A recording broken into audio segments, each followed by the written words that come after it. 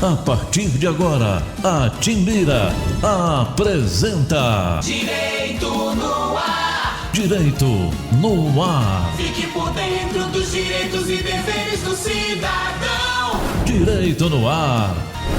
Na Rádio Timbira. No ar, Heraldo Moreira, comunicando. Olá, meus amigos e minhas amigas do Direito no Ar, programa que é fruto da parceria entre a Rádio Timbira, a Associação dos Magistrados do Maranhão e o Instituto Mérito. A Rádio Timbira, você sabe, é a emissora oficial do Estado do Maranhão, sendo vinculada à Secretaria de Comunicação Social, cujo secretário é o jornalista Ricardo Capelli. O diretor-geral da Timbira é o também jornalista Robson Paes. A Associação dos Magistrados do Maranhão é presidida pelo juiz Olídice Barros e tem como diretora de comunicação a juíza Marcela Lobo. O Instituto Mérito divulga em seu perfil no Instagram eventos acadêmicos e humor jurídico.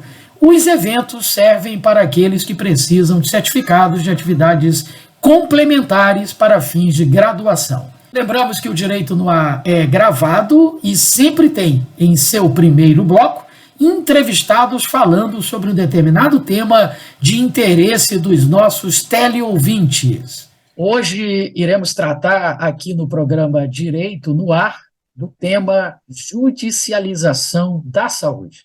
E para isso, o nosso convidado é o advogado Pedro Teixeira, que é também chefe da assessoria jurídica contenciosa da Secretaria de Estado da Saúde, aqui no Maranhão.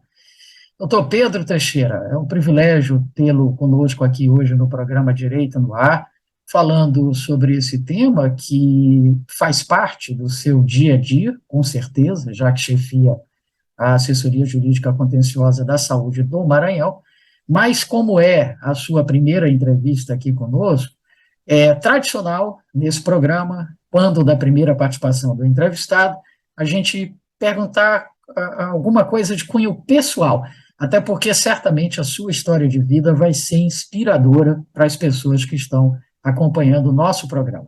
Então, a primeira pergunta é essa, doutor Pedro: por que o direito, por que o trabalho na Secretaria de Saúde, com judicialização da saúde, enfim, o segredo aí para aqueles que pretendem seguir essa mesma carreira? Doutor Heraldo, antes de mais nada, dizer que é uma satisfação imensa poder estar aqui dividindo esse espaço contigo. É uma honra tremenda poder discutir temas tão importantes como é o caso da saúde judicializada, né? Cada vez mais em voga. Não sei se minha história pode ser tão inspiradora, acho que é a generosidade sua, mas ainda assim gostaria de fazer alguns registros aqui a respeito dela. Quanto ao direito, eu diria que eu queria muito ter uma história talvez mais dramática, mais interessante, algo como uma injustiça que eu sofri quando mais novo, algo que pudesse sugerir o caminho do direito, mas não. Na verdade, havia sempre uma dificuldade com ciências exatas, o que me levava também, por sua vez, a ter facilidade com língua portuguesa, com história, com as ciências sociais. Então, o direito acabou sendo um caminho mais natural, né, para mim, mais natural.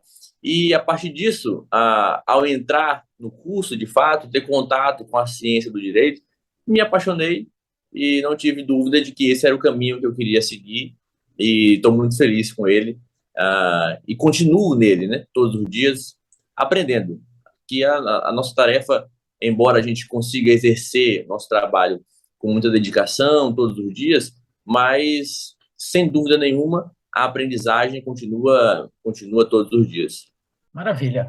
Bom, vamos então, doutor Pedro, ao tema da nossa conversa de hoje, a judicialização da saúde. Como os nossos teleouvintes, em sua grande maioria, não são operadores do direito, eu acho que o primeiro passo é a gente explicar para eles, de forma bem simples, bem didática mesmo, o que seria essa tal judicialização da saúde que tanto se ouve falar. Bom, em poucas palavras, a gente pode dizer que a saúde é entendida como um direito social, né? Com a Constituição de 1988, A gente tem a inauguração de uma série de direitos fundamentais, né, ali albergados, né, pela Constituição Federal, e por conta disso, muitos desses direitos, que incluem a saúde, foram colocados agora como possibilidades claras de ser exercido pelo cidadão comum. Claro que o cidadão, quando busca exercer o seu direito, ele tem diversos caminhos para seguir, né? Um deles é quando esse direito ele entende que foi transgredido, que não foi respeitado, uma forma dele buscar esse direito é através do Poder Judiciário. Então, todas as demandas de saúde, e aqui a gente pode citar consultas, exames, internações, cirurgias, medicamento, né? Tudo isso são demandas de saúde propriamente, tratamento de saúde, que podem ser levados ao judiciário para que o judiciário determine, para que o Estado, para que o plano de saúde, para que a União ou o município possa cumprir o que lhe cabe naquela assistência à saúde específica, naquele caso concreto do paciente. Então, em poucas palavras, é disso que se trata. Direito da saúde sendo colocado ao judiciário, para que ele intervenha no contexto do caso concreto e estabeleça se é ou não o caso do paciente, do usuário do SUS, ou de um paciente que possui plano de saúde, poder exercer esse direito e conseguir dele usufruir. Perfeito. Agora, doutor Pedro, necessariamente o cidadão que está com alguma dessas demandas que o senhor relacionou, que são muitas, né? Ele precisa ir para o judiciário? Será que ele não tem como atender essas demandas de forma administrativa, de forma mais simples, mais ágil? Sim, sem dúvida. Há um caminho extrajudicial, um caminho da conciliação que é viável. Nem sempre viável, mas é possível, pelo menos tentá-lo. Digo nem sempre viável porque as demandas de saúde, elas têm um caráter muito especial. Muitas vezes, o Estado, por exemplo, eu falo a partir da minha experiência enquanto chefe da assessoria jurídica da Secretaria de Saúde do Estado. Então, lá, representando o Estado, a gente percebe que a saúde tem uma nuance diferente. Em que sentido? Para ser mais claro. Muitas vezes, esse direito não é tão disponível assim. Então, o paciente que vem buscar um tratamento, ele vem com um laudo médico fundamentado, dizendo que ele precisa de um medicamento X, por exemplo. Muitas vezes, esse medicamento não está listado em nenhum rol do SUS. Isso faz com que o Estado não tenha condição de fazer uma concessão mútua, que é da essência da conciliação, né, do acordo. As partes precisam, de alguma maneira, fazer concessões mútuas para se chegar a um acordo. E, muitas vezes, o tratamento é um só. Não tem como a parte, né, o usuário, ceder para poder atender a demanda do Estado, e, muitas vezes, o Estado também não consegue fazer a sua concessão para atender o que está fora do rol do SUS, por exemplo. Então, é viável em muitos casos. Em que casos são esses? Por exemplo, medicamento. Mais uma vez falam dele porque é uma fatia muito grande, é uma fatia muito importante das demandas. Então, se o paciente precisa de um medicamento X, muitas vezes o Estado não tem aquele especificamente, mas possui medicamentos que são alternativas. Existem medicamentos dentro do rol do SUS que podem servir alternativas para esses medicamentos que o paciente está requerendo.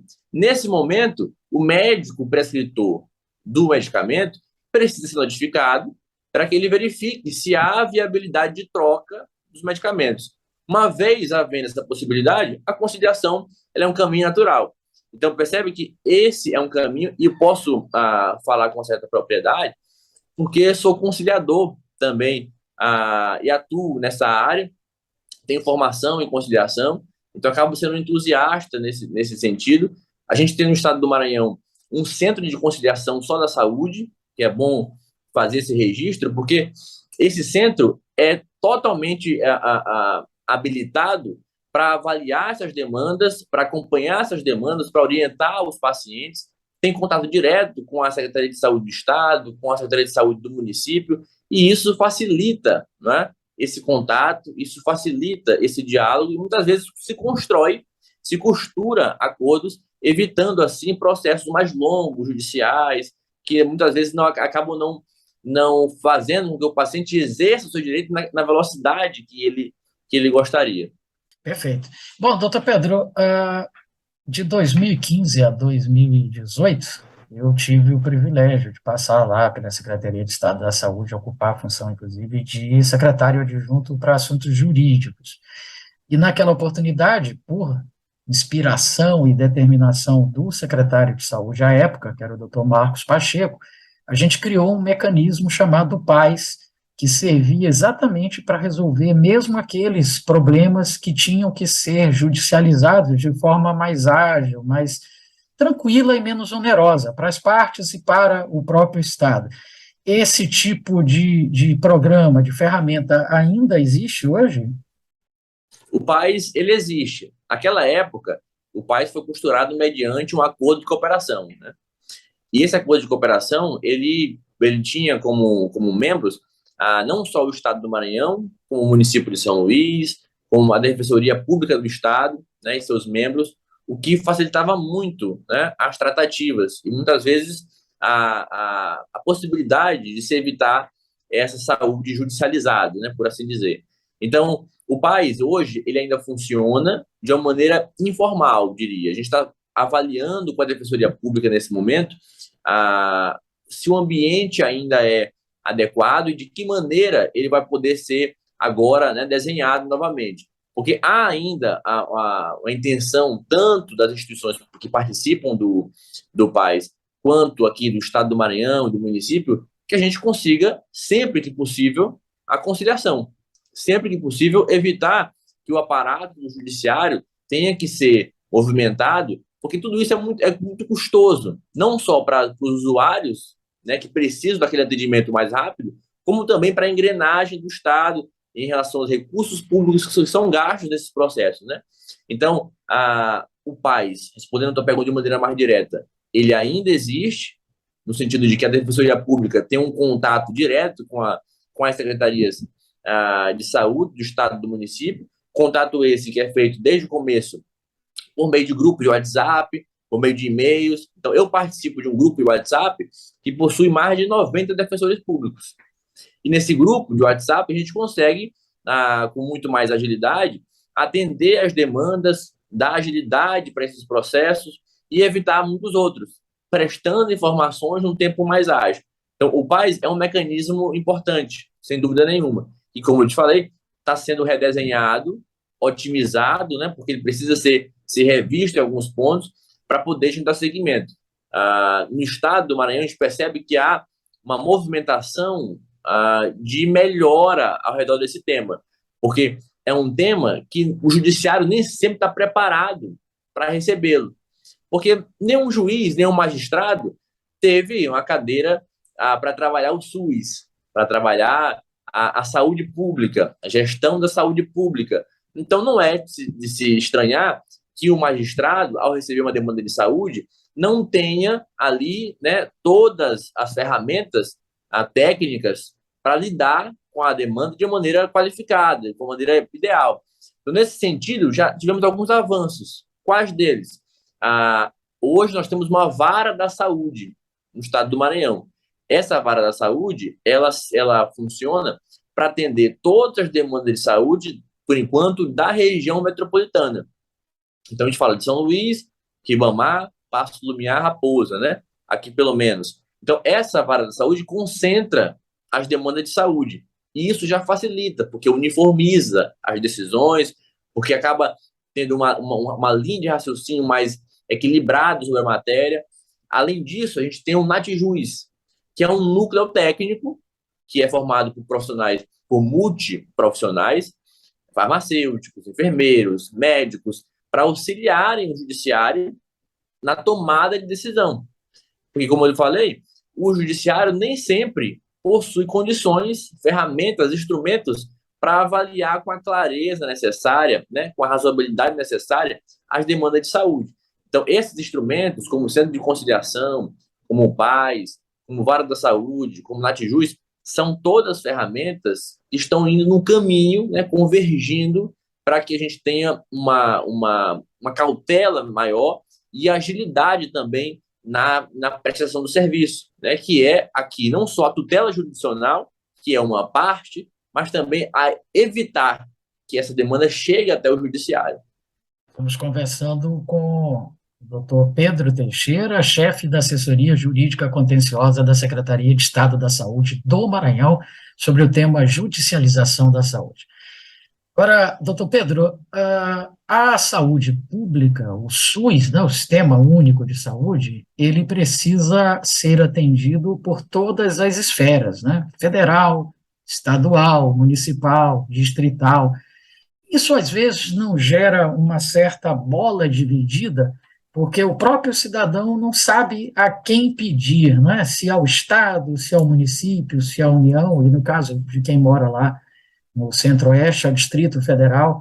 A própria Justiça, às vezes, acredito eu, fica também com essa dúvida, né? A quem determinar o cumprimento daquela ordem judicial, enfim. Como é que se equaciona isso na prática? Bom, o SUS, ele é formado por uma gama de normas, né? E normas muito específicas, por portarias, por resoluções, por protocolos clínicos. Então, essas normas, muitas vezes, e não é raro isso acontecer, não são de conhecimento tanto do judiciário como dos usuários do Sistema Único de Saúde. E é normal que assim o seja, porque são muitas normas e normas muito técnicas, né? Muito técnicas. Isso, às vezes, atrapalha a você conseguir avaliar com a clareza para quem distribuir a competência, né? No momento em que você vai exercer o seu direito e porventura, exercê-lo contra o Estado do Maranhão, contra o município de São Luís, contra a União, enfim. Esse contexto, muitas vezes, parece ser duvidoso, mas também é papel do judiciário aqui ter a cautela, muitas vezes, de poder pedir a informação para os entes e exercer essa tutela judicial de maneira muito mais direcionada. Porque para que os entes se manifestem previamente e evite decisões desencontradas muitas vezes, né? Então, o SUS, embora haja essa gama de normas, essas normas, elas podem e devem ser de conhecimento do judiciário.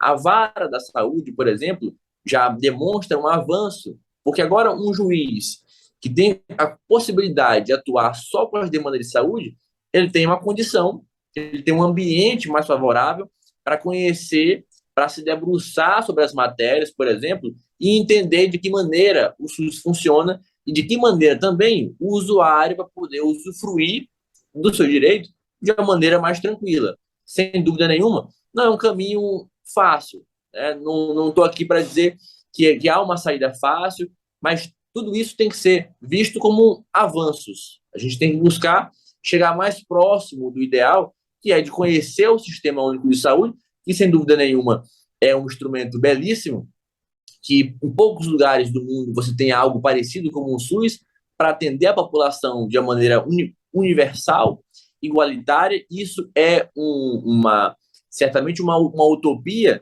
porque nem sempre vai ser possível atender a todos, né? Não há recurso para isso. Então, já aproveitando esse contexto, quando se fala em saúde judicializada, em SUS, a gente precisa entender que essa demanda, muitas vezes, ela é judicializada de maneira precoce, sim, mas outras vezes é um sintoma de vazios assistenciais. Quando eu falo isso, para que quem esteja nos ouvindo possa entender, um vazio assistencial é como se fosse uma dívida que os entes da federação, que o Estado, que o município, que a União, possuem em relação à demanda de saúde.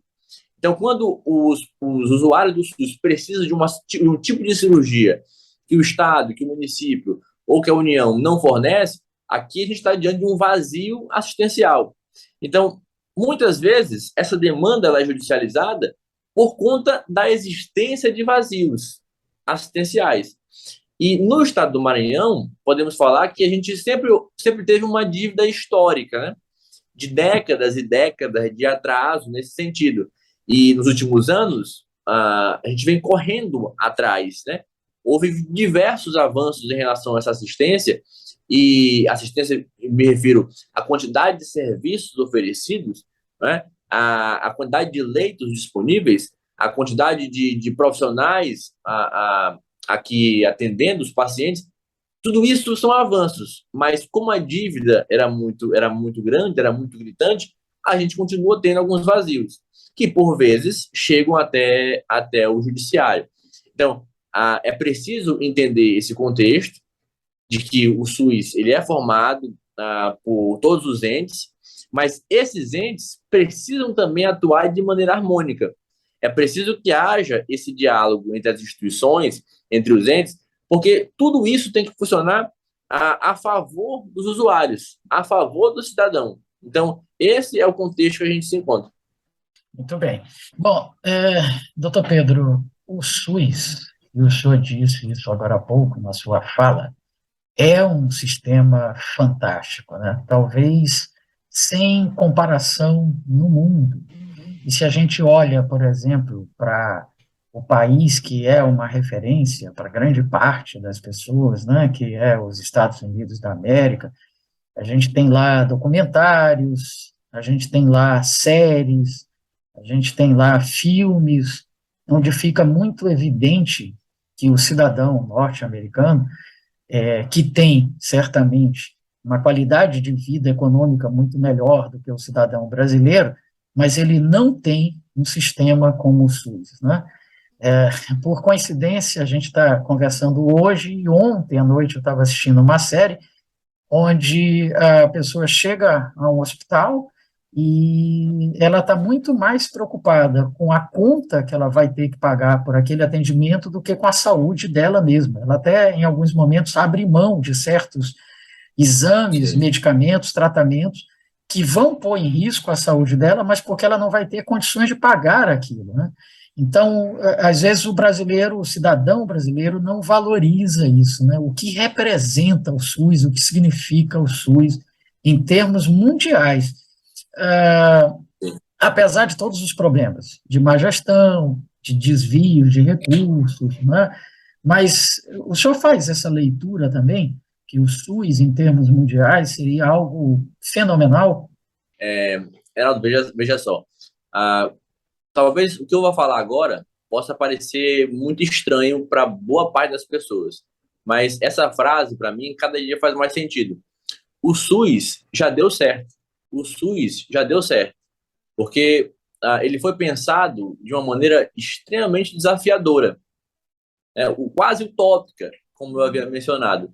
Então, atender as pessoas, a esse universo, né, de pessoas, como é o Brasil. O Brasil é um país gigantesco, né, que tem uma população considerável. Então, atender essas pessoas, e a gente teve um contexto de pandemia extremamente penoso, não é? Dentro da história da humanidade, talvez foi um dos momentos mais terríveis da nossa história, com certeza. De saúde pública, nem se fala. Então, o SUS ele foi extremamente pressionado nesse momento, testado nesse momento.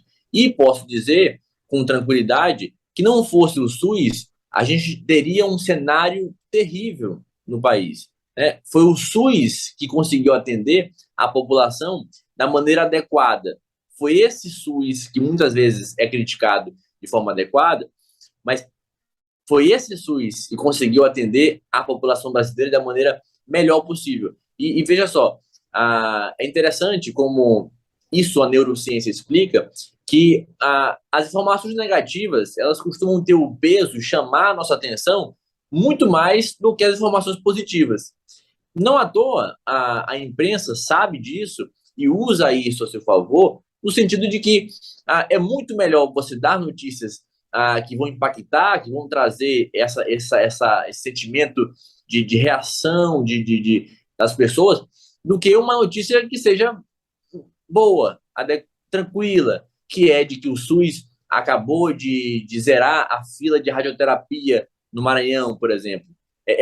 Não é uma notícia que causa muita alegria, mas uma notícia de que há filas ao redor do Brasil em relação ao SUS, de que alguns exames não funcionam, de que algumas pessoas de que houve algum tipo de erro médico, tudo isso traz para o ser humano uma sensação, e aqui com razão, mas traz uma sensação de revolta muito grande. E a revolta é usada para poder reverberar que o SUS não funciona. Mas a verdade é que mais de 90% das vezes, o SUS dá sempre certo. As pessoas entram no sistema através dos hospitais de urgência e emergência, muitas vezes recebem alta aqui, ou quando não recebem alta, vão até um hospital de alta complexidade, são transferidos.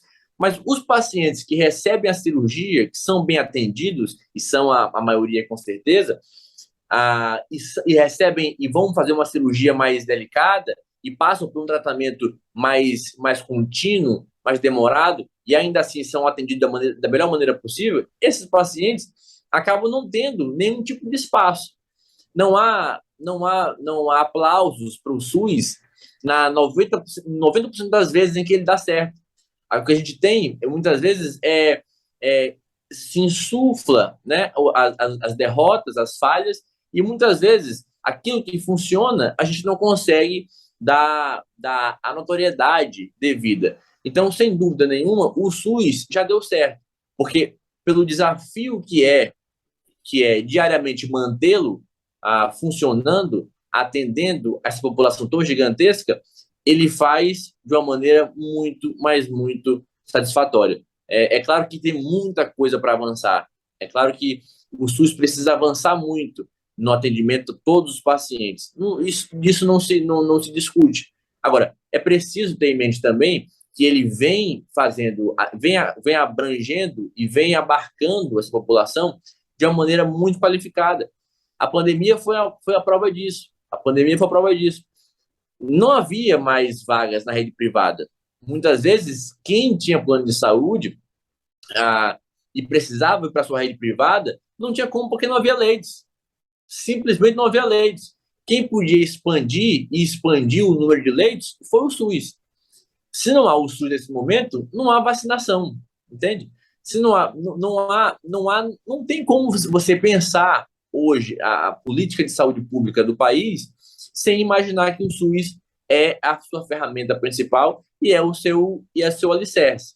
Então, embora a gente tenha uma série de vazios assistenciais para corrigir, para preencher, sem dúvida nenhuma, é preciso valorizar aquilo que já foi construído, né? E o SUS foi construído de uma maneira muito sólida e atende nossa população e está a cada dia se aperfeiçoando para atendê-la ainda melhor.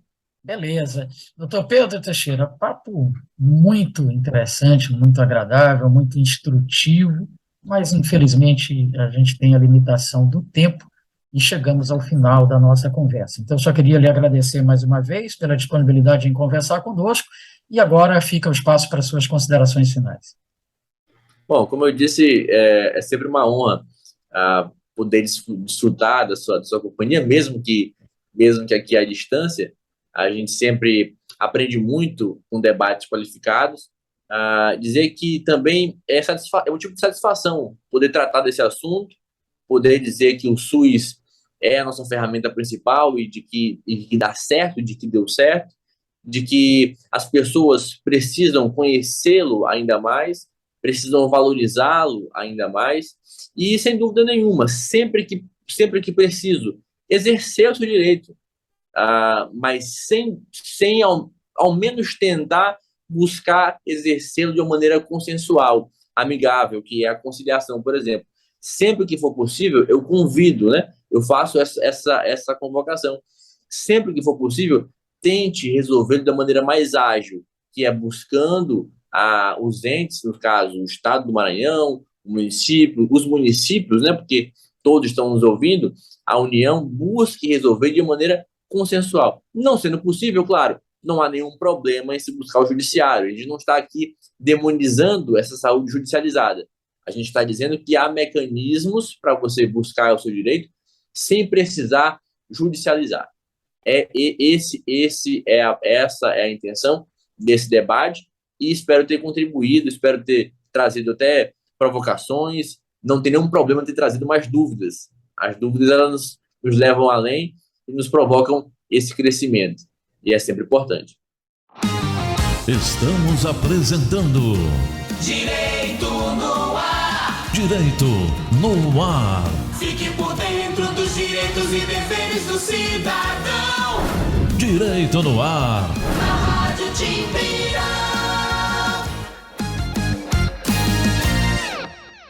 Uma mentira repetida 1000 vezes vira verdade?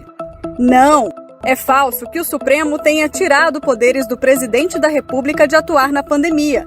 É verdadeiro que o STF decidiu que União, estados e prefeituras tinham que atuar juntos, com medidas para proteger a população. Não espalhe fake news. Compartilhe as verdades do STF. youtube.com/TV Timbira. Acesse e acompanhe a programação da Nova 1290.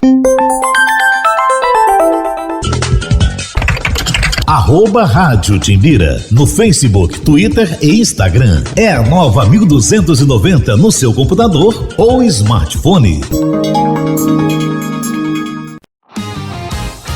Estamos de volta. Direito no ar. Direito no Ar. Fique por dentro dos direitos e deveres do cidadão. Direito no Ar. Na Rádio Timbira.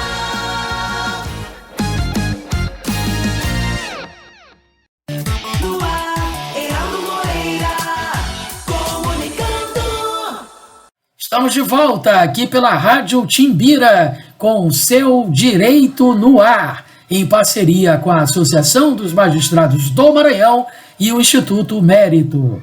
E chegou a hora do quadro A Vida Pede Passagem, produzido pela ONG SOS Vida, Paz no Trânsito. Vamos assistir?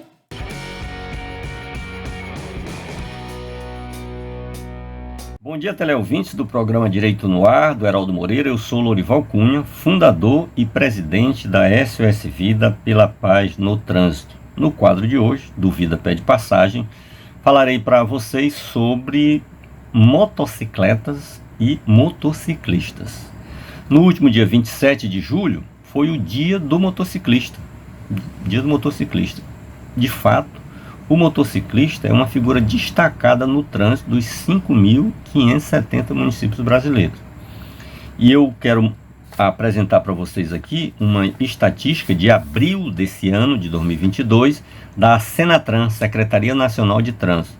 O Brasil, tem, até abril deste ano, tinha 112 milhões de veículos, dos quais 30.156.000 são motocicletas e motonetas, ou seja, esta frota de motocicletas e motonetas representa 26,81%. No Maranhão é mais destacada ainda. Em abril desse ano, o Maranhão tinha 1.965.000 veículos. Destes, 1.160.000 motocicletas eram motocicletas e motonetas, representando 59,01%, quase 60% da frota.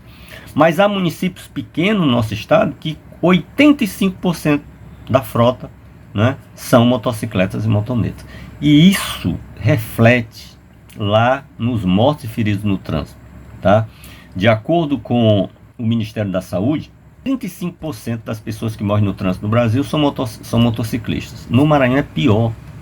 Nos últimos anos varia entre 48% e 52%, ou seja, a metade das pessoas que morrem no trânsito em nosso estado são motociclistas. Isso diz muito, diz que precisa de políticas públicas direcionadas a esse setor, precisa de educação para o trânsito de forma perene na escola, diz que nós precisamos de fiscalização mais rigorosa.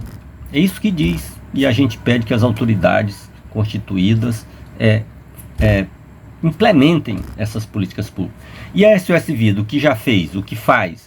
Nós já lançamos uma campanha educativa de motociclistas em 2014, em parceria com autoescolas e concessionárias de moto, mas não foi muito adiante. Em 2019, retomamos com esses mesmos parceiros e com o Pacto pela Paz da Secretaria de Segurança Pública, também foi muito pouco adiante, mas nós somos determinados. Nós vamos retornar essa campanha para que a SOS Vida, enquanto entidade da sociedade, possa dar também a sua contribuição para a redução dessas mortes e feridos e, consequentemente, para a redução da dor e sofrimento das famílias, que é o que os acidentes e as mortes causam. Por hoje é só. Bom dia.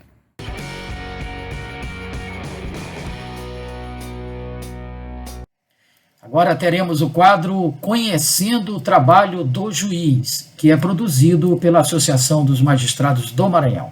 Vamos assistir.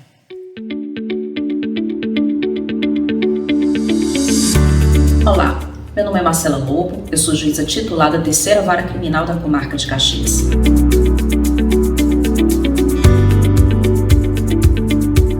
O Poder Judiciário Nacional é organizado em diversos ramos diferenciados, cada um com sua competência. O Poder Judiciário Estadual é aquele que detém o maior número de competências e dentro dos estados se organiza em 2 instâncias diferentes, o primeiro grau e o segundo grau. O primeiro grau com juízes e juízas, o segundo grau com desembargadores e desembargadoras. O horário de funcionamento é definido localmente. Aqui no Maranhão, nós funcionamos de 8 às 18 horas para distribuição e conhecimento de processos que são ali encaminhados ao juízo competente. O juízo competente é definido também por leis de organização judiciária local.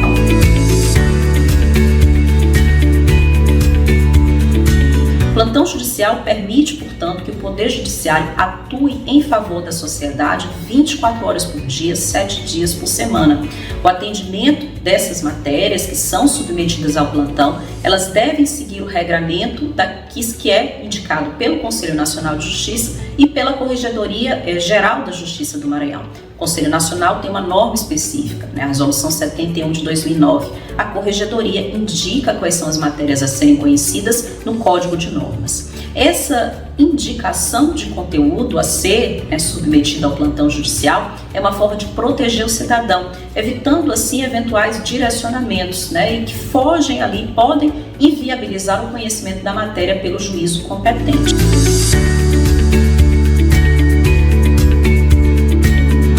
As tabelas de plantão estão disponibilizadas no site do Tribunal de Justiça, indicando inclusive as formas de contato com as unidades plantonistas de forma integral para o Poder Judiciário. Dessa maneira, o cidadão e a cidadã jamais fica desprotegido e é permitido assim que se tenha um conhecimento de todas aquelas demandas que sejam urgentes e que demandem uma atenção imediata do Poder Judiciário para a resolução daquele conflito. No segundo bloco, nós temos programas produzidos pelo Conselho Nacional de Justiça, sempre com temas relevantes e atuais. Acompanhe! Olá, está no ar mais uma edição do Link CNJ. Aqui você acompanha assuntos da justiça que impactam o seu dia a dia em reportagens e conversas exclusivas com personalidades do mundo jurídico. E hoje vamos falar da Justiça Itinerante, um serviço do Judiciário para favorecer populações que moram longe das sedes de municípios, muitas vezes em situação de isolamento, em área de difícil acesso e sob risco de segurança e vulnerabilidade social. O CNJ definiu procedimentos para o funcionamento desse serviço da Justiça em tribunais federais, estaduais e trabalhistas. As primeiras iniciativas de justiça itinerante no Brasil surgiram no começo da década de 1990. Rapidamente, tribunais de todo o país aderiram. Hoje, vários ramos do judiciário praticam a justiça itinerante nas 27 unidades da federação, por meio de barcos, pequenos aviões, ônibus e vans. As equipes atingem, inclusive, populações indígenas isoladas, que dificilmente teriam acesso à justiça se não fosse assim. No Rio de Janeiro, por exemplo, o serviço chega a comunidades da capital e a locais de difícil acesso, como a Ilha Grande. O objetivo dela é garantir o acesso à justiça. E esse acesso à justiça ele é dificultado por inúmeros fatores, e não só fatores geográficos, não só a dificuldade de se chegar ao fórum, né? Existem fatores sociais, fatores econômicos, que importam nessa negação do acesso à justiça. O CNJ reconhece os avanços da justiça itinerante no país, mas considera que ela pode e deve ser ampliada. Nesta sessão, no fim de maio, o Conselho aprovou uma resolução para aperfeiçoar o serviço nacionalmente. A resolução prevê a realização periódica de semanas da justiça itinerante, além de convênios e parcerias permanentes com o Ministério Público, Defensoria Pública e seccionais da OAB para atender a população. Os tribunais também deverão instalar pontos de inclusão digital, especialmente em municípios que não sejam sede de unidades judiciárias. Esses pontos serão salas preparadas para atos processuais, como depoimentos por videoconferência, além de atendimento por meio do balcão virtual. Aliás, a tecnologia é grande aliada da justiça itinerante. No Rio de Janeiro, já faz divórcio por WhatsApp. Foi uma coisa, assim, inovadora no sentido de uma adaptação. Quer dizer, nós aproveitamos que com a pandemia passou-se a utilizar esse meio e utilizamos também na itinerante e fizemos muitos divórcios dessa maneira. E de outra forma, essa pessoa ia ter que entrar com a ação, esperar para ir uma carta precatória para citar a pessoa no outro estado, no outro lugar, se não achasse um edital e tal. Quer dizer, isso aí ia levar anos. A gente resolveu na hora. Instituições que são parceiras do Justiça Itinerante já aceitaram o desafio feito pelo CNJ para a ampliação do serviço. É o caso da Ordem dos Advogados do Brasil. A OAB tem hoje mais de 1.300.000 advogados nos seus quadros. Isso é muito interessante em termos sociais, porque há advogados em todos os lugares do Brasil, ou seja, a capilaridade da advocacia hoje para a sociedade é muito grande, e a OAB também está à disposição para colaborar com os tribunais, colaborar com o sistema de justiça itinerante, colaborar com a sociedade. Para falar sobre o assunto, eu converso agora online com Débora Machado Aragão, defensora pública de Rondônia e representante da Associação Nacional das Defensoras e Defensores Públicos. Converso também com José Antônio Bezerra Filho, juiz coordenador da Justiça Comunitária de Mato Grosso. Muito obrigado aos dois pela participação aqui no Link CNJ. Eu começo com uma pergunta para o doutor José Antônio. Eu gostaria que o senhor nos falasse da importância da justiça itinerante. A gente vê essa experiência se espalhando pelo Brasil e cumprindo um papel extremamente necessário e importante, mas eu gostaria que o senhor nos contasse um pouquinho de como ele atinge o seu objetivo, que é levar a justiça a quem dificilmente teria acesso em outras circunstâncias. Por favor. É uma verdadeira inclusão de cidadania, é um verdadeiro aciso, como se diz no sistema brasileiro, ações civis, propiciando. E o Poder Judiciário precisa e precisava dessa aproximação, dessa ação onde poderíamos congregar todos os segmentos a levar a verdadeira cidadania a populações tão distantes dentro dessa dimensão territorial do Estado de Mato Grosso. Mais que isso, Guilherme, levamos também cidadania e inclusão social às áreas indígenas. Fizemos a expedição Xingu-Araguaia. E isso nós temos propiciado. Temos vários casos, várias situações. E dentro desse espírito de união, espírito de fraternidade, de inclusão social, lançamos essa semente, eu como coordenador. Temos aí uma expedição que envolve mais de 150 integrantes que saem daqui de Cuiabá, em todos os segmentos, parte médica, identificação, cartórios, casamentos sociais, parte de saúde de toda forma, oftalmologia. E essa expedição sai daqui da comarca de Cuiabá e chega a percorrer, ao longo de 22 dias, 5.800 quilômetros. Então, nós fazemos a parte ambiental também. É uma ação que dignifica e mostra um poder judiciário diferente, aproximando do nosso judiciário, de uma sociedade que tanto clama e pede, em tempos de mudança, reflexões. Nós estamos à frente desse tempo. Estamos conseguindo um caminho sem volta a levar a cidadania e a verdadeira inclusão a essa população tão distante. Doutora Débora, eu gostaria que a senhora nos falasse um pouco sobre a experiência em Rondônia. Como é que ela acontece, os resultados obtidos, por favor. Primeiramente, uma honra para a Defensoria Pública, para a Associação Nacional das Defensoras e dos Defensores Públicos estar aqui para falar da importância da Defensoria nessa questão da itinerância, da justiça itinerante, porque a principal função da justiça itinerante é exatamente chegar em lugares menos acessíveis, lugares mais remotos, onde a gente encontra uma população mais vulnerabilizada. E é papel da Defensoria Pública levar o acesso à justiça também a essa população hipossuficiente que está em condições de maior vulnerabilidade.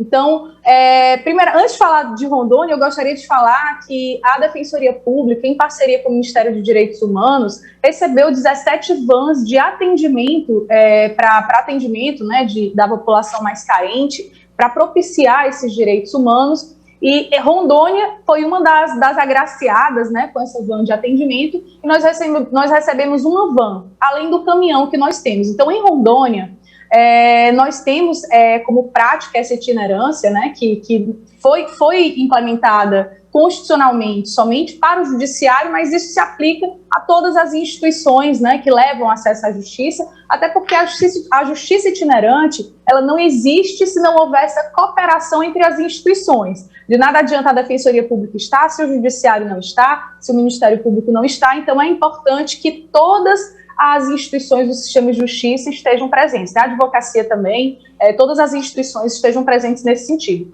Então, em Rondônia, nós temos uma peculiaridade similar à que tem no Mato Grosso. Nós temos comunidades tradicionais, que são comunidades que estão localizadas em regiões remotas, e a justiça itinerante também chega até essas comunidades. Então, nós temos comunidades quilombolas, que são comunidades afrodescendentes, comunidades indígenas, aproximadamente 29 comunidades indígenas, além das comunidades ribeirinhas, né? Rondônia é praticamente inteira banhada por rio, e temos muitas comunidades que vivem à margem desses rios, né? E se encontram em uma condição de extrema vulnerabilidade. Atualmente, em Rondônia, nós temos 23 comarcas, e em todas as comarcas está presente o Judiciário e também a Defensoria e o Ministério Público. Mas existem outros distritos onde a Defensoria Pública e o sistema do Judiciário não está presente. Então, como que nós fazemos esse atendimento? Nós levamos a van de direito, o caminhão de direitos, que também já percorreu todo o estado de Rondônia, além de fazermos atendimentos individualizados a algumas comunidades. Ainda não conseguimos alcançar todas,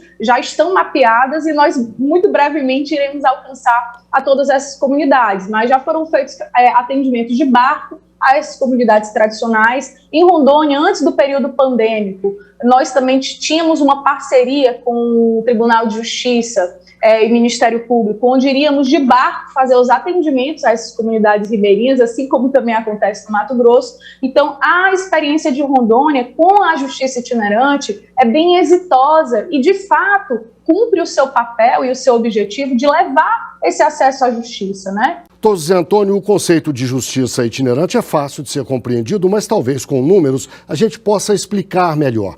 Quais os resultados que a justiça itinerante já atingiu no Mato Grosso e, mais que isso, em relação aos custos, vale a pena realmente esse serviço? Eu imagino que sim, mas o senhor pode nos dizer melhor.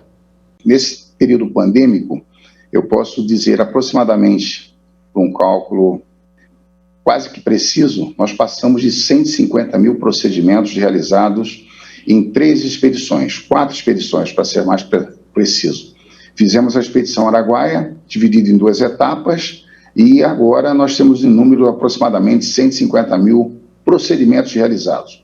Nisso nós atingimos, dentro dessa esfera de cidadania, de inclusão social, resoluções de conflito, parte previdenciária, parte de saúde, pacificações com culturas indígenas, trocando a parte do lixo pela parte ambiental, trazendo saúde com relação a essas ações realizadas em 9 aldeias indígenas. Fizemos a parte da população ribeirinha também por expedições, levando essa verdadeira inclusão social de cidadania. Como nós fizemos para diluir esse custo? Como nós temos mais de 50 parceiros e cada parceria se resume a uma caminhonete ou uma equipe de 5 ou 6 profissionais. Cada órgão arca com seu pagamento de diária para essa equipe.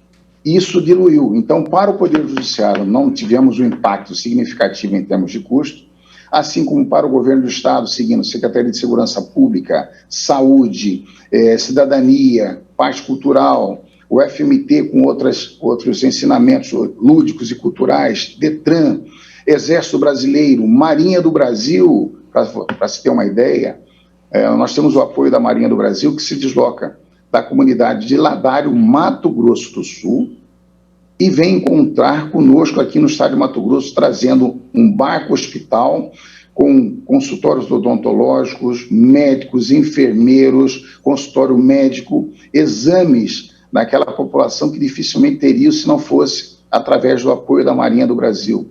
Parte previdenciária, em contato com a superintendência local, nós fizemos mais de 1.200 ações previdenciárias com relação à situação que se encontrava aquele morador, aquele pescador ribeirinho ou aquela pessoa lá distante por direitos que estavam a aguardar um pronunciamento jurisdicional. Então, nós fizemos em números mais de 150 mil procedimentos. Este ano, nós já estamos com nova ação, já com novo planejamento, e trago aqui a vocês, nós estamos concorrendo, a Justiça Comunitária do Estado de Mato Grosso, concorrendo pela segunda vez ao Prêmio Inovari. O ano passado ficamos entre os 5 melhores projetos do Brasil. Este ano, novamente, estamos concorrendo, já fomos classificados, mostrando que é possível mostrar um judiciário diferente, presente, trazendo resolutividade e trazendo esclarecimento a uma população tão distante. Temos dados de pessoas que viviam em situações completamente dissociadas da forma urbana de ser cidadão. Então, é um caminho que traz realmente muita dignidade. Custos e números eu tenho, e nós diluímos isso de forma que não causamos impacto a outros segmentos que assim nos acompanham. Doutora Débora, eu lhe peço a mesma avaliação em relação a Rondônia. Números que mostrem os resultados e também a questão do custo.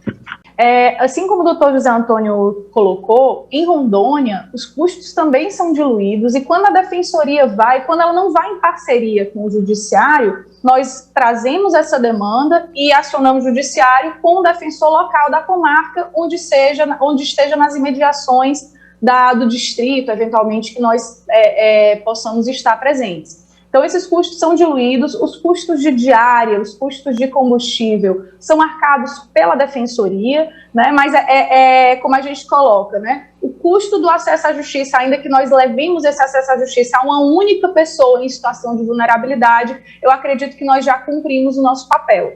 Mas, em que pese, né? Se for uma pessoa, se forem várias, aqui em Rondônia nós temos um aumento significativo desses atendimentos. Só esse ano, contando com os atendimentos que a Defensoria Pública faz, nós temos aproximadamente, até esse mês de junho, 122 mil atendimentos, contando com a Justiça Itinerante e atendimento à população vulnerabilizada.